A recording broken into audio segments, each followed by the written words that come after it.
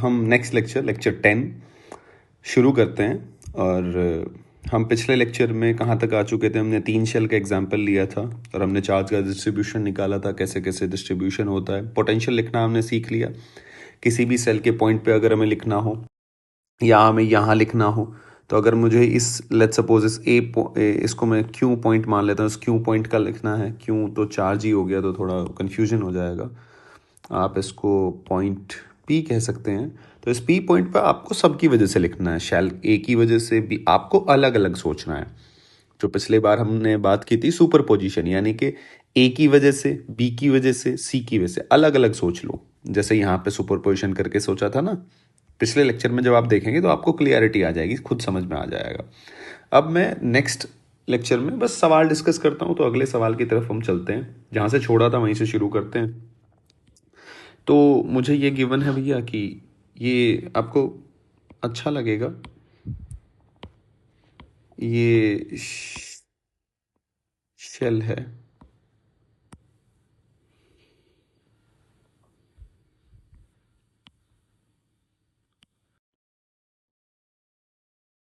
ठीक है जी। और इस सेल का क्या सीन है कि ये r डिस्टेंस है और ये जी 2r मान लिया अपन ने। और हम क्या कर रहे हैं, हमने यहाँ स्विच लगा दिया S, ठीक है जी। ये शेल A है, इसके ऊपर Q चार्ज है। शेल B है, इसके ऊपर 2Q चार्ज है, ठीक है। और सवाल क्या कह रहा है, आफ्टर क्लोजिंग स्विच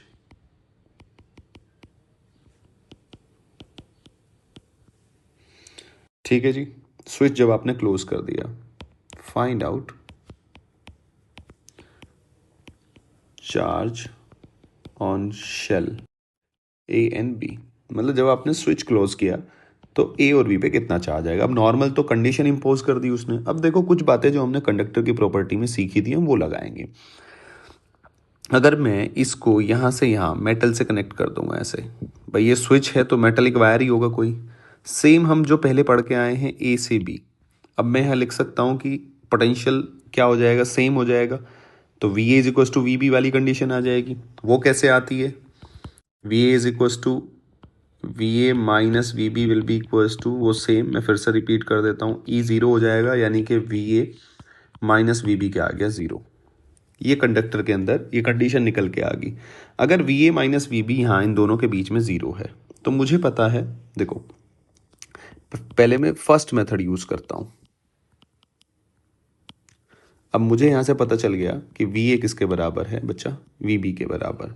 तो आप वी ए के ऊपर पोटेंशियल लिखने की हम कोशिश करते हैं। अब जैसे ही आपने क्लोज किया तो चार्ज तो आइसोलेट है, चार्ज तो कहीं बाहर जाएगा नहीं। टोटल चार्ज कितना है, 3Q। मैंने मान लिया कि इसके ऊपर Q चार्ज है, तो बचा हुआ चार्ज कहाँ आएगा, 3Q माइनस Q। भाई टोटल तो 3Q ही रहना है ना, तो आप बाहर वाले पे Q मान लो तो अंदर 3Q माइनस Q हो जाएगा। अंदर वाले पे Q मान लोगे तो बाहर 3Q माइनस Q हो जाएगा। ऐसे डिस्ट्रीब्यूशन हो गया। अब डिस्ट्रीब्यूशन होने के बाद ए पॉइंट पे पोटेंशियल लिखना है। अब ए पॉइंट पे पोटेंशियल जो लिखा जाएगा वो दोनों की वजह से होगा। अंदर वाली सेल की वजह से कितना हो जाएगा, के स्मॉल क्यू जो आपने माना है, के स्मॉल क्यू बाई आर, ठीक है जी।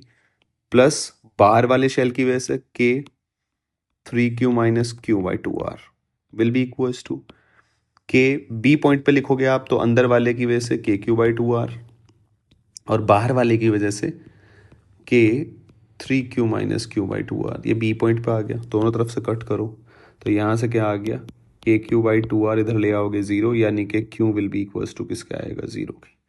क्यों ज़ीरो का मतलब क्या है, क्यों ज़ीरो का मतलब है कि यहाँ चार्ज ज़ीरो है, तो सारा का सारा चार्ज कहाँ ट्रांसफ़र हो जाएगा, बाहर।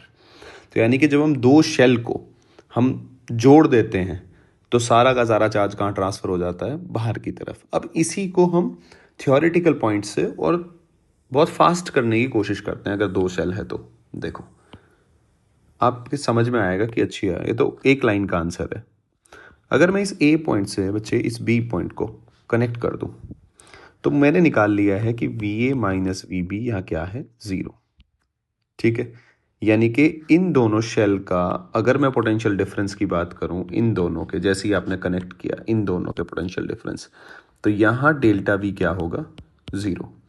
और डेल्टा वी बच्चे मैं जानता हूँ डेल्टा वी क्या होता है, ई डॉट डी आर, ठीक है जी, minus E dot D R. अगर डेल्टा वी ज़ीरो है तो इसका मतलब ये जो आपका है ई डॉट डी आर, इसको जीरो होना पड़ेगा। अब डी आर तो जीरो हो नहीं सकता, तो किसको जीरो होना पड़ेगा? ई को। अगर इन दोनों शेल के बीच में देखो, सीधा ऐसे लगा सकता हूं मैं, delta V dot D are minus E dot D are. अब अगर ई जीरो होना है, ये कंडीशन मस्ट है, तो इसका मतलब यहां चार्ज को जीरो होना पड़ेगा, तभी हो सकता है। अगर अंदर चार्ज होगा तो इलेक्ट्रिक फील्ड भी होगा, क्योंकि बाहर वाले चार्ज का तो अंदर कोई फर्क पड़ता नहीं है। ये हमने कंडक्टर की प्रॉपर्टी में पढ़ के आए हैं कि जो बाहर वाला चार्ज है उसकी वजह से अंदर इलेक्ट्रिक फील्ड क्या होगा? जीरो। उसकी वजह से कोई प्रभाव नहीं पड़ता। तो इसका मतलब सारा का सारा चार्ज कहाँ ट्रांसफर हो जाएगा? 3Q बाहर की तरफ। तो ये एक इसकी थियोरेटिकल अप्रोच है वन लाइन में। क्लियर है? तो ये इसका सेकंड वे है। जब दो शेल हो तो सीधा हम क्या कर लेते हैं? डेल्टा वी वाली अप्रोच, हम ये वाली अप्रोच लगा लेते हैं। ये ट्रेडिशनल अप्रोच है, ये तो हमेशा वैलिड रहेगी। दो का पोटेंशियल इक्वल करना है, हमेशा आ जाएगा आपका। लेकिन अगर दो शेल दे रखी हैं तो आप सीधे सेकंड वाली अप्रोच भी बेटा यूज कर सकते हैं। अब थोड़ा सा मैं आगे चलता हूँ और एक सवाल में लिखता हूँ। देखो, वो सवाल आपको समझ में आएगा कि कुछ लिखने की ज़रूरत नहीं है, कोई चीज़ करने की ज़रूरत नहीं है, और अगर हम थ्योरेटिकल अप्रोच दिमाग में रखते हैं तो कितना फास्ट और आसानी से सवाल हो जाएगा। बड़ा फेमस सा सवाल है, बहुत सारी कोचिंगों के मॉड्यूल्स में भी गिवन होता है। अब हम उसको कैसे करेंगे? देखो, ये है सवाल, देखना कितने अच्छे तरीके से डिज़ाइन है। ये R है, ये बच्चे 2R है, और बाहर चार्ज है 2Q। अब इनिशियली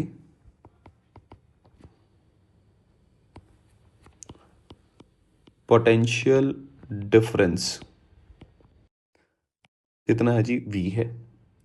ये सवाल कहता है, अब यहां से सवाल शुरू होता है, if plus 2Q charge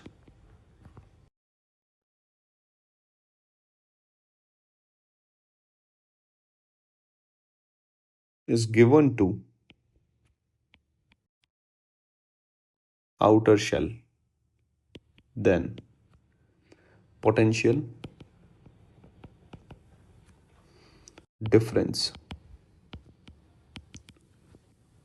will be, A option दिया है V, बी ऑप्शन दिया है 2V, सी ऑप्शन दिया है 3V, एंड डी ऑप्शन दिया है 4V।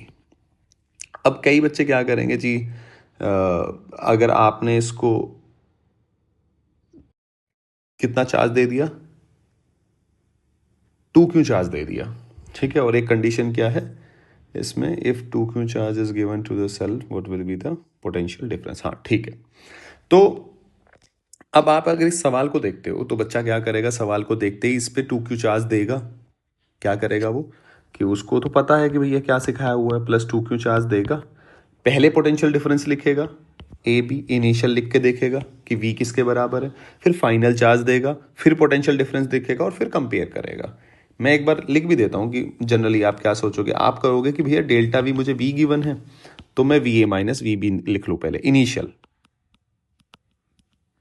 इनिशियल में तो यही गिवन है। आप देखना ध्यान से, ए का जब आप लिखोगे KQ/R प्लस K2Q/2R, दोनों की वजह से लिखा जाएगा, माइनस बी पे KQ/2R प्लस K2Q/2R। तो यहाँ क्या आ जाएगा? KQ/R माइनस KQ/2R, क्योंकि ये तो कैंसिल आउट ही हो जाएगा, ये तो दोनों। तो ये कितना आएगा आपके पास? KQ/2R। ये V आया इनिशियल। फाइनल आपने 4Q चार्ज दे दिया, दे दो कोई बात नहीं। तो फाइनल आपने 4Q चार्ज दिया, मतलब 2Q दे दिया, तो टोटल चार्ज कितना हो जाएगा? 4Q। अब फाइनल लिखो, delta V will be equals to VA minus VB will be equals to KQ/R plus K2Q/2R, ठीक है जी, sorry 4Q minus KQ/2R, B का लिख लो अब आप, और माइनस K2Q, सेम चीज़, सॉरी यहाँ 4Q आ जाएगा। अब 2Q की जगह क्या आना शुरू हो जाएगा? 4Q, और ये भी कैंसिल आउट हो जाएगा, तो अगेन KQ/2R। तो अब आपको निकालने में पता चलेगा V आया, तो इसका मतलब पोटेंशियल डिफरेंस V ही रहने वाला है। ये एक अप्रोच होती है कि पहले और इनिशियल आप कंपेयर करो। लेकिन अब अगर आप थोड़ा थियोरेटिकल अप्रोच को देखो, देखो कितनी अच्छी अप्रोच है। आप ये देखो, अगर मैं इन दोनों पॉइंट के बीच का पोटेंशियल डिफरेंस लिखता हूं, ध्यान से देखना, तो इन दोनों पॉइंट के बीच का पोटेंशियल डिफरेंस क्या आएगा? Delta V will be equals to E dot D R. आप कहोगे बिल्कुल सही बात है। तो अगर delta V E dot D R है बेटा, तो डेल्टा वी किस पर डिपेंड कर रहा है? ई पे और डी आर। आप डी आर तो चेंज नहीं कर रहे, क्या ये चेंज हो रही है? नहीं। तो मैं अब ई को देख लेता हूं। अगर ई चेंज होगा तो डेल्टा वी चेंज होगा, चेंज होगा। अगर ई ही चेंज नहीं हो रहा तो डेल्टा वी कैसे चेंज हो जाएगा? तो यहां पे कितना चार्ज है? प्लस क्यू, ये प्लस। आपने चार्ज किस शेल को दिया? बाहर वाली शेल को। तो अब यहां कंडक्टर की प्रॉपर्टी लगाओ, इसलिए कंडक्टर इंपॉर्टेंट है। अगर आपने बाहर चार्ज दिया तो बाहर के चार्ज का अंदर इलेक्ट्रिक फील्ड पे कोई फर्क नहीं पड़ता। तो क्या अंदर का इलेक्ट्रिक फील्ड चेंज होगा? नहीं। जब तक आप ये चार्ज चेंज नहीं करते तब तक इलेक्ट्रिक फील्ड चेंज ही नहीं होगा। तो जब ई चेंज नहीं हो रहा, डी आर चेंज नहीं हो रहा, तो डेल्टा भी चेंज कैसे होगा? तो इसलिए ऑप्शन 1। तो आपको इतना सारा करने की, लिखने की कोई ज़रूरत नहीं है। अगर आपके कंडक्टर की प्रॉपर्टीज याद हैं तो आप इजीली इस सवाल को सॉल्व कर सकते हो। आई होप कि अब आपको ये समझ में आ रहा होगा कि हमने कंडक्टर की प्रॉपर्टीज पे इतना ध्यान क्यों दिया है। थोड़ा आगे चलते हैं।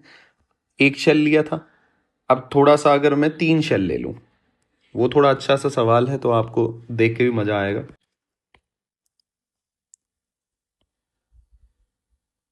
ठीक है जी, और ये है, क्लियर है? ये अपन का आर हो गया जी, ये 2R हो गया जी, और ये 3R हो गया। यहां चार्ज आपने दिया जी Q, यहाँ 2Q दिया, और जी यहां दे रखा है 3Q। ठीक है, आपने क्या किया? अब मैं इस A B C, अब मैं क्या कर रहा हूं? A और C को कनेक्ट कर रहा हूं। किसको कनेक्ट कर रहा हूं मैं? A और C को। तो आप ध्यान से देखो, पहले हम एक चीज डिस्कस करते हैं। अब बच्चे सोचेंगे सर अभी भी delta V dot D are आपने सिखाया था वो लगा लो। नहीं, नो डाउट वो लगा सकते हैं, लेकिन आप देखो delta V dot D are जब आप लगाओगे तो इसके और इसके बीच में आपको ये सोचना पड़ेगा ना। अब इसके बीच में जब आप चले तो ये शेल आ गई, अब यहाँ भी तो चार्ज है ना।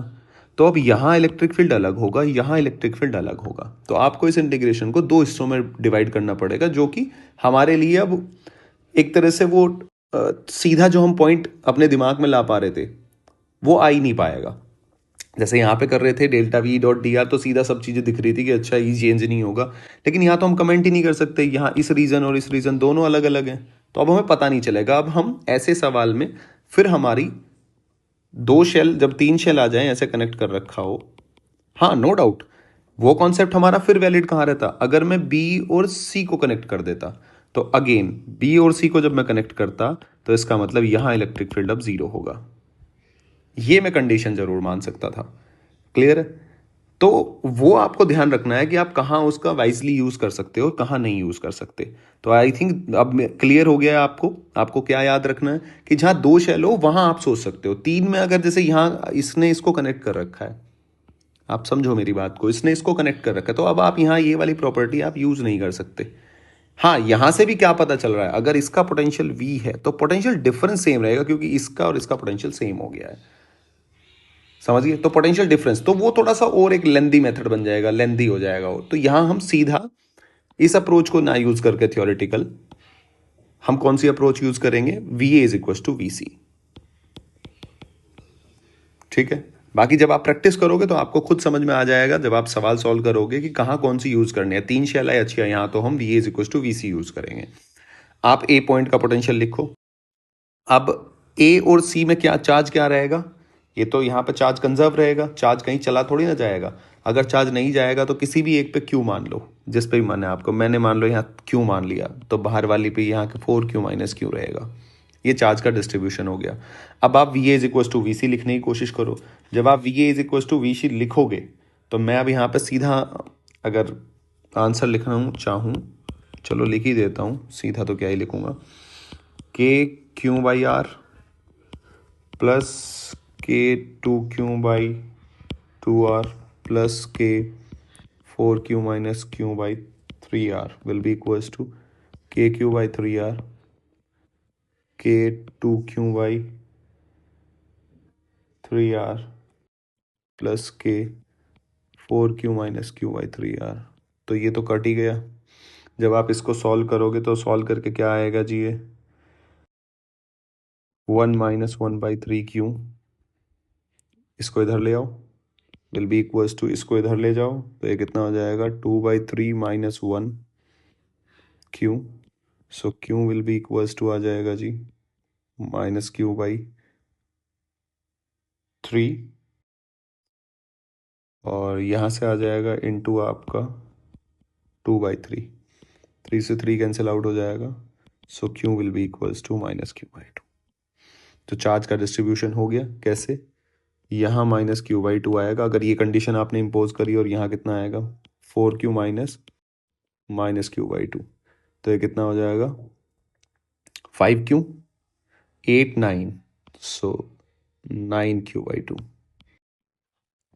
लेकिन चार्ज सेम रहेगा, आप दोनों को ऐड कर लो, चाहे डिस्ट्रीब्यूशन हुआ है लेकिन आप दोनों को ऐड करोगे 9q/2 -q/2 तो अगेन 4q ही आएगा। चार्ज तो कंजर्व ही रहेगा, आइसोलेटेड सिस्टम में चार्ज जा थोड़ी ना रहा है कहीं। तो इस तरीके से 3 शेल वाला हो गया, इस तरीके से सवाल किए जाते हैं। ये थोड़ा और एडवांस वर्जन है आपके नीट में, इसके तो आने के चांसेस थोड़े से कम हैं। हाँ, 2 शेल में वो खूब आपसे पूछ लेगा चीजें, वो कोई दिक्कत वाली बात नहीं, इसके थोड़े से चांसेस कम हैं। लेकिन फिर भी हमें आना चाहिए कि कैसे क्या, V as equal to V C तो लिखना है, लिख दो भाई, क्या दिक्कत है उसमें। तो अब हम अगले सवाल की तरफ बढ़ते हैं, अगला केस डिस्कस करते हैं। अगर हम शेल को ग्राउंड कर दें तो, किसी भी शेल को, मान लो ये शेल है, तो ये होगा क्या। इस शेल को अगर मैंने, ये मान लो क्यू चार्ज है, ये 4q चार्ज है, ये r है जी, और ये 2r। मैंने क्या किया, इस शेल को ग्राउंड कर दिया, तो हुआ क्या है, मैं आपको ये पूरा बताता हूँ। ये सवाल ही है, मतलब मैं चार्ज जानना चाहता हूँ कि भैया बी शेल पे कितना चार्ज आ जाएगा ग्राउंड करने के बाद। तो मैंने बेटा इसको ग्राउंड कर दिया, कोई नहीं, कर दो ग्राउंड। तो ये आर आ गया जी, ये 2r आ गया, ये ए आया, ये बी आया, ठीक है। अब सीधी सी बात है, चीज़ें अगर मैं देखूं ध्यान से, तो आप मुझे एक बात बताओ कि पहले हम बिल्कुल ट्रेडिशनल अप्रोच अपनी यूज़ करते हैं कि मुझे नहीं पता और मैंने इसके ऊपर क्यों चार्ज मान लिया कि बी शेल के ऊपर क्यों चार्ज आएगा। तो अब ये वाली जो कंडीशन है, ये कंडीशन क्या कहती है कि जैसे ही आपने ज़ीरो किया, इसका मतलब इनफाइनाइट का ज़ीरो, इसका मतलब यहाँ पे delta V is equals to zero, so E कितना आएगा ज़ीरो। क्यों, क्योंकि डी आर ज़ीरो हो नहीं सकता। अगर इलेक्ट्रिक फील्ड आपको ज़ीरो करना है तो बाहर वाली जो शेल है उस पर ज़ीरो चार्ज आएगा, ठीक है, उस पर कोई चार्ज नहीं होगा, बी की बाहर वाली आउटर पे, अदरवाइज इलेक्ट्रिक फील्ड आ जाएगा। और इस रीजन में, बाहर वाले रीजन में, ये हमने प्रूव कर दिया कि यहाँ इलेक्ट्रिक फील्ड हो नहीं सकता। अब यहाँ जब भी आप पोटेंशियल की एडिशनल कंडीशन अपोज करते हो तो आपको उसको ध्यान में रखना होता है कि वो क्या कहना चाह रही है। तो अभी मैंने पर एज्यूम कर लिया कि इसके ऊपर क्यों चार्ज है, तो इंड्यूस वगैरह का तो इफेक्ट वैसे भी हम काउंट नहीं करते। तो अगर मैं करूँगा इसको, तो KQ/B का पोटेंशियल ज़ीरो कर रहा हूँ मैं, बी का ज़ीरो कर रहा हूँ। तो ये क्या लिखोगे आप, ध्यान से देखना, KQ/2R, ठीक है जी, plus KQ/2R will be equals to zero. दोनों का मिलकर ज़ीरो होना चाहिए, यानी कि यहाँ से आपका Q is equals to -Q आ जाएगा। अब बात यह है, आपका Q is equals to -Q तो आ गया, ये आपका ट्रेडिशनली निकल के आ जाएगा। लेकिन अब मैंने जो सॉल्व करना है ना बेटा, मैंने ये सॉल्व करना है, ये देखना है कि चार्ज बाहर आएगा या अंदर आएगा, वो मेरी ये कंडीशन बताएगी। कौन सी कंडीशन बताएगी, ये वाली। यानी कि यहाँ पे तो चार्ज मैंने प्रूव कर दिया ज़ीरो, और चार्ज कितना आना है -Q इसको ज़ीरो करने के लिए, तो इसका मतलब -Q चार्ज कहाँ आएगा, तुम्हारा अंदर। तो ये इस तरीके से अगर आप ग्राउंड कर देते हो तो वो पोटेंशियल को ज़ीरो करके ये इस तरीके से सवाल सोचे जाते हैं। अब अगले सवाल की तरफ पढ़ते हैं हम, क्वेश्चन नंबर 2। अब पहले मैंने अंदर को ग्राउंड किया था, अब मैंने बाहर वाले शेल को ग्राउंड कर दिया। ये बड़ा थोड़ा कॉम्प्लिकेटेड सा आपको चैप्टर लगेगा, बट आप थोड़ा प्रैक्टिस करोगे, कॉन्सेप्ट को समझोगे तो बहुत आसान हो जाता है। अब मैंने अंदर वाले को ग्राउंड कर दिया, मैं पहले ही ग्राउंड नहीं करता हूँ, नहीं तो आपके समझ नहीं आएगा। लेट्स सपोज ये ऐसे है और आपने यहाँ पे 4Q चार्ज दे रखा है इस बार। कोई नहीं, चाहे आप अंदर दे लो बाहर दे लो, मुझे कोई फ़र्क नहीं पड़ता। मैंने क्या किया कि कुछ ऐसे कर दिया, ठीक है जी, मैंने अंदर वाले को ग्राउंड कर दिया। ये 4Q चार्ज तो यहीं रहेगा भाई, इसको थोड़ी ना आप छेड़ी करिए, आपने कुछ छेड़खानी करी नहीं है। मैंने मान लिया जैसे ही आपने अंदर वाले को 0 माना, मैंने R और ये मैंने 2R, इसका पोटेंशियल आपने क्या कर दिया 0। अब आप देखो यहाँ से पहले सोचो कि क्या कोई कंडीशन बन रही है, तो आप देखो इसका 0 है, ध्यान से देखना, इसका तो 0 है, बाहर वाले का V आएगा कुछ, भाई चार्ज है यहाँ, थोड़ा ना आपने 0 कर दिया, इस शेल का थोड़ा ना पोटेंशियल, और यहाँ 0 है, तो कोई ब्रिज नहीं बन रहा। यहाँ इलेक्ट्रिक फील्ड होगा, आपको पता नहीं है यहाँ चार्ज कितना आएगा, कितना इलेक्ट्रिक फील्ड होगा। तो अब आपको सीधी सी एक बात पता है कि अब चार्ज दोगे। अब कुछ बच्चे कहे सर अब कैसे पता चलेगा अंदर चार्ज आएगा? अरे भाई अगर ये चार्ज देता है अब, तो चार्ज हमेशा कहाँ आएगा? कंडक्टर के सरफेस पे। तो सीधी सी बात है ऊपर ही रहेगा, नीचे चार्ज, अंदर चार्ज क्यों आएगा? तो मैंने यहाँ चार्ज मान लिया क्यों। अब आपको वो कंडक्टर की प्रॉपर्टी याद रखनी है, तो आपको कौन सी प्रॉपर्टी कहाँ यूज करनी है, ये बात, ये विद प्रैक्टिस होगा, और ये वाइसली आपको चूज करना है कि अच्छी अब ये वो कंडीशन अप्लाई हो रही है। इसीलिए कंडक्टर थोड़ा सा बच्चे इसमें फंसते हैं, क्योंकि प्रॉपर्टी कहाँ, कौन सी प्रॉपर्टी सही इस्तेमाल करना है वो हमें ऑर्डर अरेंज। लेकिन आप मेरे लेक्चर्स को आप आप पूरा देखोगे तो आपको सेट बैठ जाएगा कि अच्छा कहाँ क्या करना है। सो v इज इक्वल टू 0, तो ये कितना आ गया आपका बाहर की तरफ भैया 4Q। तो आप a का 0 करो, va का पोटेंशियल आपको 0 करना पड़ेगा, तो आप क्या करोगे, KQ/, कितना आएगा जी, KQ/R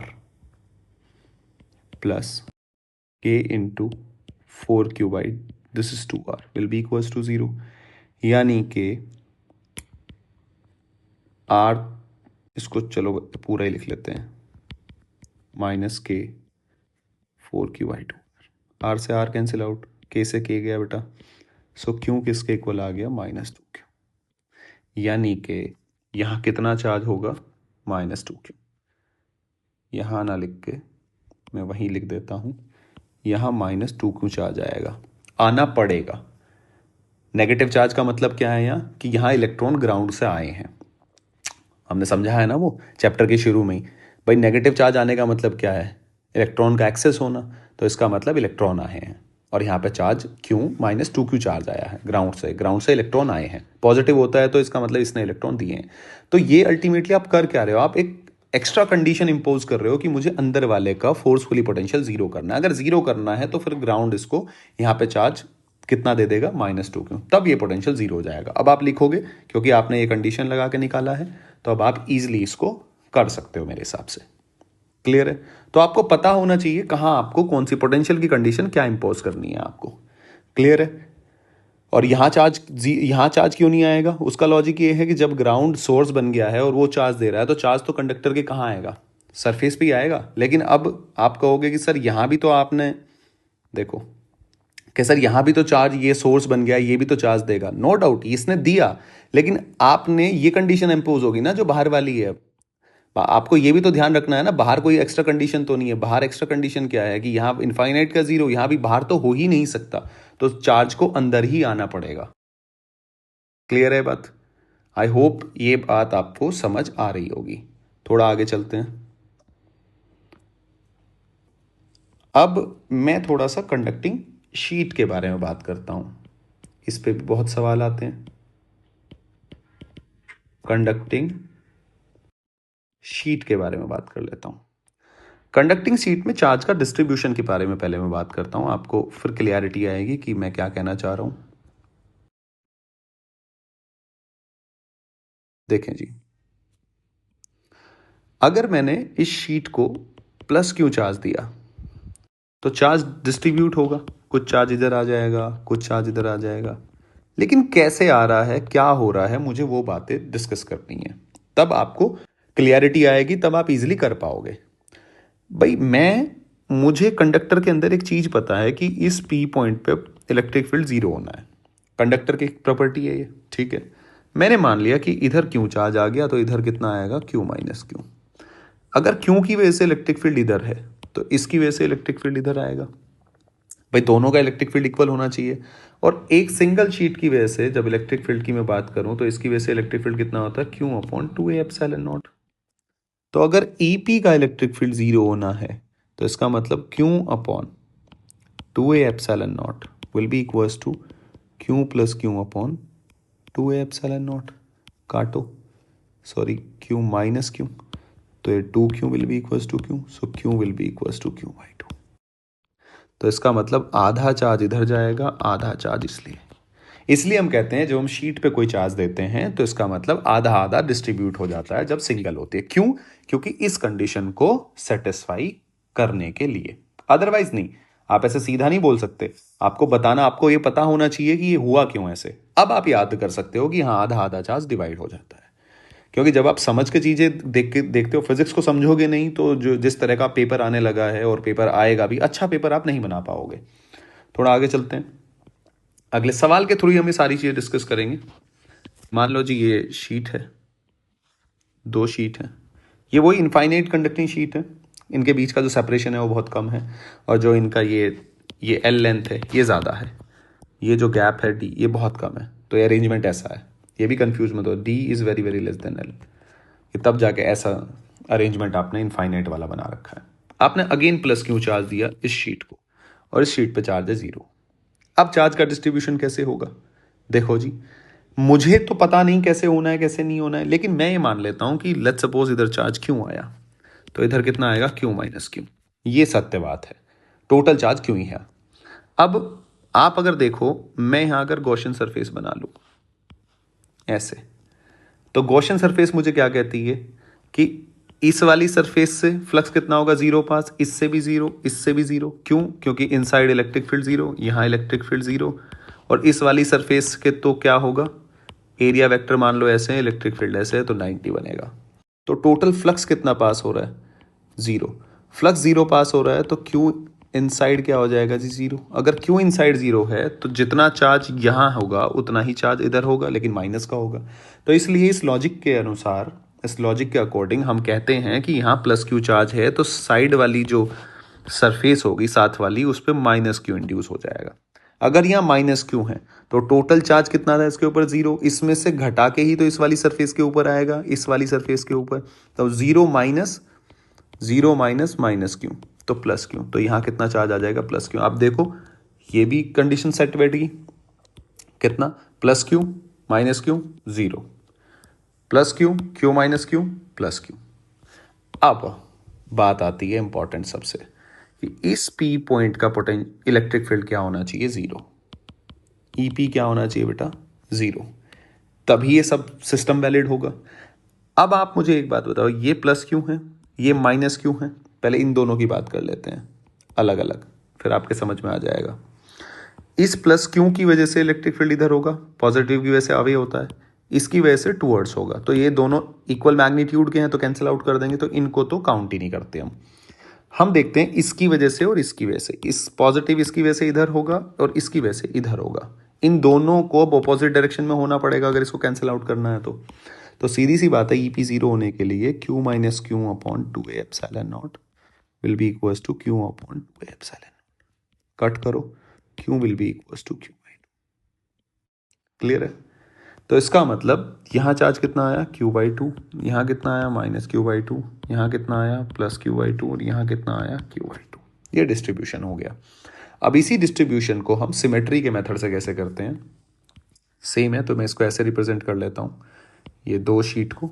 अब ये शीट को ऐसे ना दिखा के मैं सरफेस ही दिखा रहा हूँ कि 1 2 3 4, इसको आपने प्लस क्यू चार्ज दे रखा है, इसके ऊपर 0 चार्ज है। आप सारे चार्ज को ऐड करो, उसको 2 से डिवाइड करो, और वो इस वाली और इस वाली सरफेस के ऊपर दे दो।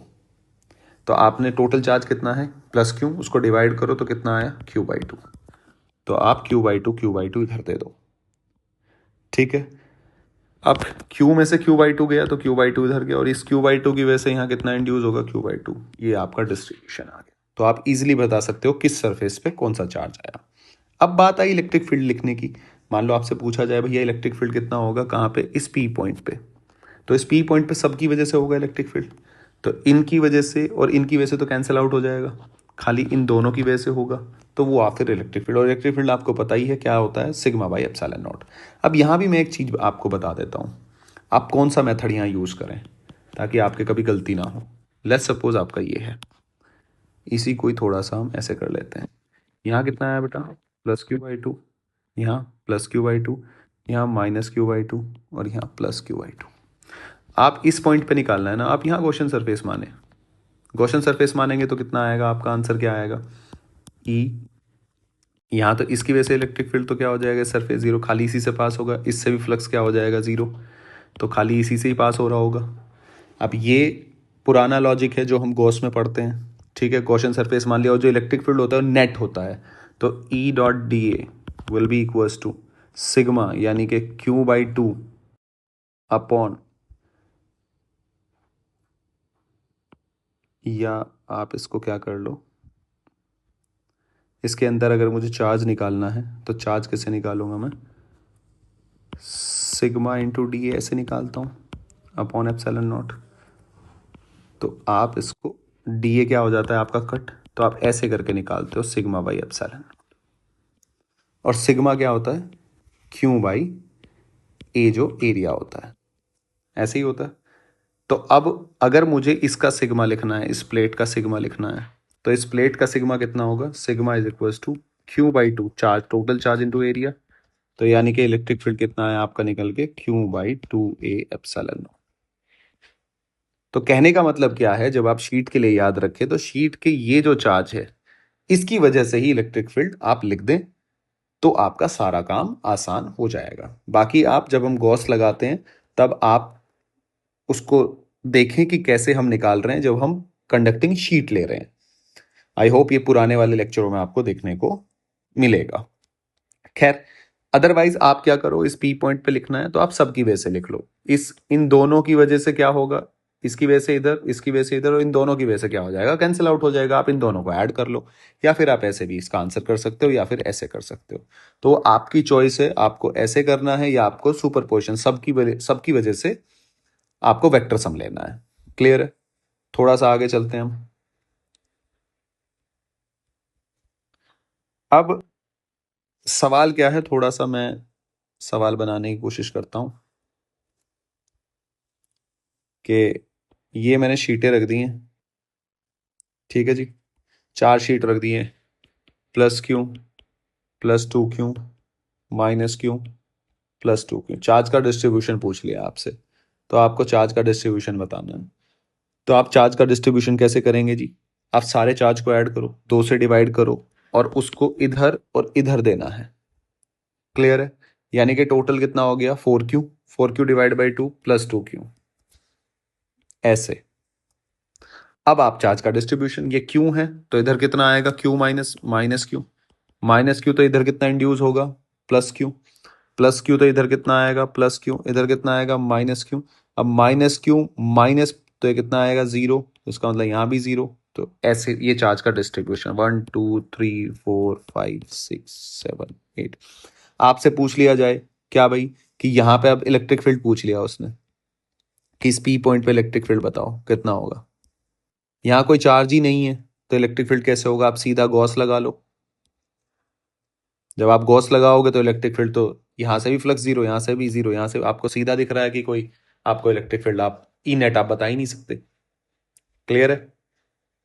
क्या आप मेरी बात समझ पा रहे हैं भाई? E is equal to Q inside कितना आया, क्यू इन साइड ही जीरो आ गया, क्यू इन साइड जीरो आ गया, ई डॉट डी एस, तो वहां से आपको पता चल रहा है डी एस जीरो हो नहीं सकता, तो ई को ही जीरो होना पड़ेगा। और आपको एक बात और पता है कि आप सुपर पोजिशन लगा के देख लो, इस 2Q और इस 2Q की वजह से तो यहाँ क्या होगा, इसके बीच में कैंसिल आउट, इसकी वजह से इधर, इसकी वजह से इधर, इन दोनों की वजह से कैंसिल आउट हो गया। इसकी वजह से इधर होगा, इसकी वजह से इधर होगा, अब इसकी और इसकी वजह से सेम होगा, इधर और इधर कैंसिल आउट, ये भी ऑपोजिट डायरेक्शन में आएंगे, कैंसिल आउट, और यहां तो चार्ज है ही नहीं तो जीरो। तो इस तरीके से हम, यानी कि बीच में जब यहां पे यहां पे यहां पे, तो खाली इन्हीं की वजह से काउंट करना है, बाकी किसी की वजह से काउंट नहीं करना है। क्लियर? अगर मैं इस पॉइंट पे चला जाऊं तो अब देखो सुपर पोजिशन जब आप करोगे, आप, मैं आउटसाइड पॉइंट पे लिखो, पी पॉइंट पे मैं आपको बता देता हूं, इन दोनों की वजह से जीरो, इन दोनों की वजह से, इसकी वजह से इधर होगा, इसकी वजह से अवे होगा, कैंसिल आउट, अगेन इसकी वजह से, दोनों की वजह से कैंसिल आउट, इस प्लस 2Q की वजह से इधर होगा, और इस प्लस पॉजिटिव की वजह से भी अवे, तो इन दोनों का जुड़ जाएगा। तो इलेक्ट्रिक फील्ड इस पॉइंट पे कितना आएगा, 4Q upon 2A epsilon not. क्योंकि एक की वजह से, एक शीट की वजह से क्या होता है, आप क्या लिखते हो अगर एक क्यू चार्ज है तो, Q upon 2a epsilon naught. Sigma by 2 epsilon not होता है ना, सिग्मा को क्या लिख लिया आपने, क्यू बाई ए। क्लियर है? तो इस तरीके के सवालों का जवाब ऐसे देना। इलेक्ट्रिक फील्ड पूछा जाएगा जनरली ऐसे पूछा जाएगा। अब थोड़ा सा मैं आगे चलता हूँ, सवाल को थोड़ा और अच्छा बनाने की कोशिश करते हैं, थोड़ा और लेवल अप करते हैं, स्टैंडर्ड बढ़ाते हैं। लेट्स सपोज ये मेरा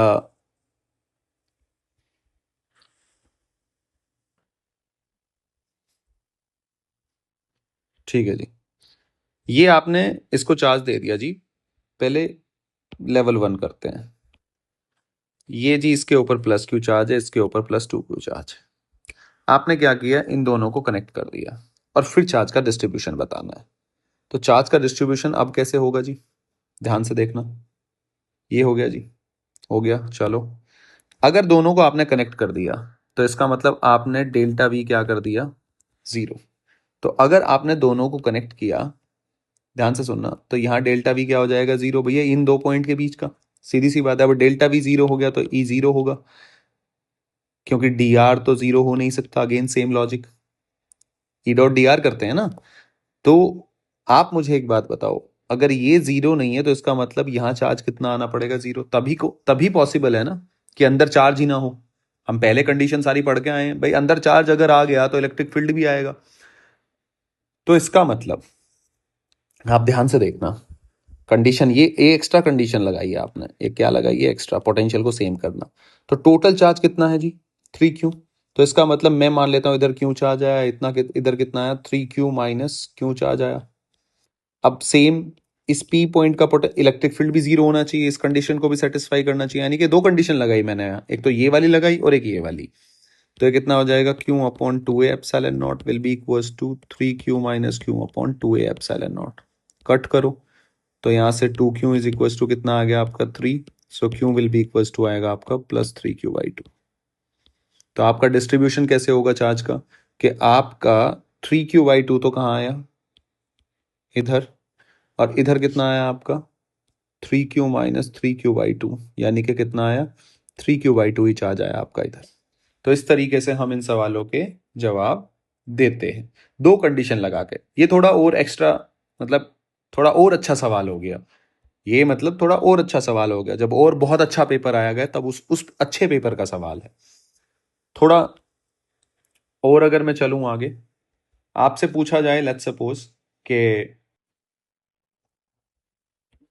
मानो जी ये है आपके पास कि again plus Q plus 2q at plus 3q, ये चार्ज है। क्लियर है? और आपसे पूछ लिया जाए कि आपने A B C after connecting A and B, clear है, तो आपने ट्रांसफर ऑफ चार्ज बताना है कि चार्ज का कितना ट्रांसफर हुआ ए टू बी में। तो कोई बात नहीं, आप पहले चार्ज का डिस्ट्रीब्यूशन कर लो एक बार। तो चार्ज का डिस्ट्रीब्यूशन टोटल को ऐड करो तो कितना आया, 3q 5q 6q। तो यहाँ कितना आया, 3q, डिवाइड करके आधा करके दोनों तरफ दे देते हैं। यहाँ कितना आया जी, q माइनस 2q। यहाँ कितना आया जी, प्लस 2q। तो यहाँ कितना है, 0, यहाँ कितना है 0। इस तरीके से डिस्ट्रीब्यूशन हो गया। अगर मैं इसको कनेक्ट कर दूं, क्लियर है, जैसे ही मैं इसको कनेक्ट करूंगा तो इसको कनेक्ट करके ये वाला चार्ज खत्म हो जाएगा, यानी कि 2q चार्ज इधर ट्रैवल कर जाएगा, वैनिश हो जाएगा। यानी कि ए टू बी कितना चार्ज ट्रांसफर होगा, अगर इसका आंसर लिखना पड़े तो आंसर आया इसका 2q। क्लियर है? तो इस तरीके से हम इसका जवाब देते हैं। अब ये आया कहां से, कि अगर हमने दोनों को मिला दिया, हमें कैसे पता चला? अगर हमने दोनों को मिलाया तो हमने अल्टीमेटली इनका क्या किया, पोटेंशियल सेम। ठीक है जी। और पोटेंशियल सेम करने के बाद फिर आपको, अब मैं आपको बताता हूं कि एग्जैक्टली हुआ कैसे है, इसका एग्जैक्ट सॉल्यूशन करने की कोशिश करता हूं, तब आपको क्लियरिटी रहेगी कि अच्छा जो हम कर रहे हैं वो एक तरह से रिजल्ट है। ये जो मैंने किया है ना, ये रिजल्ट है कि आप जब दोनों को साइड बाय साइड मिलाओ तो इसका सारा चार्ज इधर ट्रांसफर कर दो। क्लियर है? तो अब ये हुआ कैसे, इस होने को हम थोड़ा इसके ऊपर चर्चा करते हैं, तब आपको और क्लियरिटी आएगी। 2q प्लस बच्चे 3q। तो हुआ क्या है कि आपने इन दोनों को कनेक्ट कर दिया। अब कनेक्ट कर दिया तो डेल्टा वी क्या हो गया, 0। तो ई क्या हो गया, 0, क्योंकि डी आर 0 हो नहीं सकता। ये मैं हर बार इसलिए लिखता हूं ताकि आपके रट जाए। तो इसका मतलब यहां एक चीज तो पता चल गई, अंदर चार्ज नहीं आना। तो अगर मैंने दोनों को कनेक्ट कर दिया तो टोटल चार्ज कितना रहने वाला है बेटा, 3Q। मैंने यहाँ Q मान लिया, तो ऑब्वियसली अंदर Q मानो, फिर थोड़ा बड़ा लिखना पड़ेगा, नहीं तो भाई मानना ही तो है, यहाँ Q मान लो। तो यहाँ 3Q माइनस Q, क्योंकि अब ये थोड़ा स्पेस कम यूज करेगा, बस सुंदर सा लगेगा थोड़ा, और तो कुछ नहीं है। और यहाँ कितना आया, 3Q प्लस Q। इसको माइनस करना पड़ेगा ना, यहाँ तो टोटल इतना ही है। अब ये डिस्ट्रीब्यूशन हो गया। अगेन सेम कंडीशन इंपोज करो भाई, यहाँ पे इस P पॉइंट पे EP 0 होना चाहिए। दो कंडीशन है तो दोनों लगा दो। तो EP 0 होने का मतलब क्या है, इन दोनों की वजह से तो फील्ड कंट्रीब्यूट ही नहीं करेगा, 0 हो जाएगा। तो इन दोनों का होना चाहिए तुम्हारा, तो यानी कि 3Q minus Q upon 2A epsilon not, ये बराबर होना चाहिए, तभी EP 0 हो पाएगा। यानी कि 3Q प्लस क्यू अपॉन बच्चे 2A एप्सिलॉन नॉट। कट करो तो ये कितना हो जाएगा आपका, यहां से क्यू कितना आया जी, 0। अगर यहां से आपका क्यू 0 आया तो इसका मतलब आप चार्ज का एक बार डिस्ट्रीब्यूशन करो। यहाँ कितना आया जी, 0। यहाँ कितना आया जी, 0। यहाँ कितना आया जी, 3Q। और यहाँ कितना आया जी, 3Q। आप देखो ऊपर यही नहीं बन रहा था, जब एक बार ये चार्ज इधर का इधर चला जाएगा तो बचेगा क्या, 3Q, 0, 0, 0, 0 प्लस 3Q। देखना सेम बन रहा है क्या, बना नहीं बना, 0, 0। तो ये आप एग्जैक्टली ऐसे करते हो, ये रिजल्ट है कि हाँ सारा चार्ज ट्रांसफर हो जाता है, तो आप सीधा ये लिख सकते हो ऐसे। लेकिन आपको पता होना चाहिए आया ऐसे ही है, ये एग्जैक्ट सॉल्यूशन है, ये एग्जैक्ट सॉल्यूशन है, हुआ ऐसे। लेकिन आपने रिजल्ट यूज कर लिया। आपने एक बात याद रख ली अब, कि अगर मुझे अब कोई भी सवाल मिलेगा, जैसे कि लेट्स सपोज, अब आप अपने हिसाब से सवाल बनाओ, ये ऐसे कर लिया आपने, और ये plus Q plus 2Q minus Q, और इतना ही है, चलो यहाँ 0 ऐसे कर लेते हैं। तो अब मैं इन दोनों को मिलाना है मुझे, बी और सी को। तो आफ्टर कनेक्टिंग बी और सी, पहले एक बार चार्ज का डिस्ट्रीब्यूशन कर लो, सबसे पहला काम है। तो कितना आया, 2Q, यानी कि प्लस क्यू इधर आया, इधर 0 आया, इधर 0 आया। तो इधर कितना आया जी, प्लस 2Q, इधर कितना आया, माइनस 2Q। माइनस 2Q, तो यहाँ कितना आया, माइनस प्लस का क्यू, यहाँ माइनस के क्यू, यहाँ प्लस का क्यू। आपने जब इन दोनों को मिलाया तो कितना चार्ज ट्रांसफर होगा, 2Q। ये इसका आंसर है। आप देखो आपने 2Q चार्ज ट्रांसफर कर दिया, ठीक है। और फिर फाइनल आप जब ये आएगा तो फाइनल कैसे आएगा, फाइनल लिख देता हूं, 0, 0, 0, 0। और ये बाहर की तरफ कितना बचा, क्यू। ऐड कर लो दोनों को, चार्ज तो सेम ही रहा ना, माइनस क्यू प्लस क्यू, बस खत्म। तो इस तरीके से अब आप कुछ भी डिस्ट्रीब्यूशन कर लो, छोटा मोटा कैसा भी डिस्ट्रीब्यूशन कर लो, लेकिन आपको अब किया कैसे है वो मैंने बता दिया। रिजल्ट कैसे यूज करना है, जो साइड बाय साइड ये 2Q, ये तो ये क्यू इसको न्यूट्रलाइज कर देगा बस, 0 होने के लिए, ये कंडीशन इंपोज करने के लिए। क्लियर है। थोड़ा आगे चलते हैं हम। अब ये आपको कैपेसिटर में काम आएगा, पैरेलल प्लेट कैपेसिटर, लेकिन आपको रिजल्ट यही यूज करना है। और आपको ये जान के बड़ा अच्छा लगेगा कि एग्जैक्टली हो कैसे रहा है, ठीक है ना, क्योंकि इसका लॉजिक ना किताबों में लिखा होता है। लेकिन मैं कोशिश करूंगा कि मैं आपको मेरी बात थोड़ा अच्छे तरीके से समझा पाऊं। कैसे, जैसे कि लेट्स सपोज मैं आपको एक सवाल लिख देता हूं, वो आप अपने उसका आंसर भी बता दूंगा, घर से ट्राई करना। घर से कह रहा हूं मतलब ऐसे होमवर्क, यही इसका ही, ये ऐसे 4 प्लेट बना दी मैंने, ऐसे मन हो गया मेरा होमवर्क देने का। 2Q minus 3Q minus 4Q, इसको आप करना, करके आंसर बताना क्या कि आपने इस ABCD आपने B और C को कनेक्ट किया, तो चार्ज का फ्लो बताना, कितना चार्ज फ्लो होगा। और इसका आंसर है जी कितना, 5Q। ठीक है, कर मैं देता हूं, आपको पोज करना है और ये करके देखना है। ये कितना है जी, 7Q, 7Q में से 3Q, तो कितना हो गया, -4Q। तो डिवाइड कर दो 2 से, -2q यहाँ आ गया, q माइनस, तो ये कितना हो गया जी 3q -3q, तो ये कितना हो गया जी 5q -5q, और ये 3q में से माइनस करोगे तो +2q -2q। तो अगर आप ये दोनों इसको कनेक्ट किया तो कितना चार्ज ट्रांसफर होगा 5q। तो ये तो आंसर है, लेकिन आपको करके देखना था, मतलब थोड़ा रोक के और फिर करके देखो, ये इसका आंसर हो गया। थोड़ा मैं आगे चलता हूं, जो आपको अब काम आएंगी चीजें फटाफट। जैसे आपको ये मैंने 2 चीज दे दी प्लेट, ये पैरेलल प्लेट्स हैं, ठीक है। अब इस पैरेलल प्लेट पे मैंने +q चार्ज दिया, ठीक है।